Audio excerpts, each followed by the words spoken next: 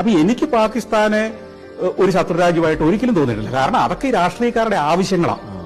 ഒരാൾ ശത്രുവായെങ്കിലേ നമുക്ക് ഇപ്പൊ രണ്ട് ടീം തമ്മിൽ കളിക്കുമ്പോൾ ഒരു ടീമിന്റെ ആൾക്കാർക്ക് മറ്റേവൻ ശത്രുവായല്ലേ പറ്റൂ, എങ്കിലല്ലേ കളിക്കൊരു വാശി ഉണ്ടാവുള്ളൂ.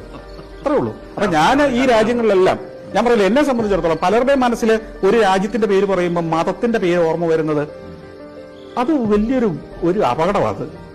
എനിക്ക് പാകിസ്ഥാനെന്നോ ശ്രീലങ്കയെന്നോ ബംഗ്ലാദേശെന്നോ സൗദി അറേബ്യയിൽ നിന്നൊന്നും കേൾക്കുമ്പോൾ ഒരു മതത്തിന്റെ രൂപമല്ല മനസ്സിൽ വരുന്നത്, അവിടുത്തെ മനുഷ്യരുടെ രൂപമാണ് വരുന്നത്.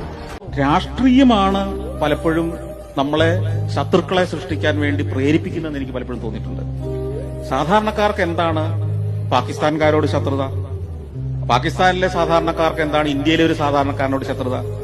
ഇന്ത്യയിൽ ടൂറിസ്റ്റായിട്ട് ചെന്ന ഒരാളെ വെടിവെച്ച് കൊല്ലണമെന്ന് ഏത് പാകിസ്ഥാനിലെ സാധാരണക്കാരനാണ് ആഗ്രഹം? അവിടെ ഇരുന്ന് ഇതിന്റെ പേരിൽ വേദനിക്കുന്ന എത്രയോ സാധാരണക്കാരായ പാകിസ്ഥാൻകാരുണ്ടാവാം. സാധാരണ കർഷകരായ, അർത്ഥപട്ടിണിക്കാരായ, ജീവിക്കാൻ കഷ്ടപ്പെടുന്ന, ഒരു നേരത്തെ ഭക്ഷണത്തിന് ബുദ്ധിമുട്ടുന്നവർക്കൊക്കെ എന്താണ് ഒരു ഇന്ത്യൻകാരനെ വെടിവെച്ച് കൊന്നിട്ട് അവനെന്താണ് ആവശ്യം? അതാവശ്യമുള്ള ആളുകളുണ്ട്.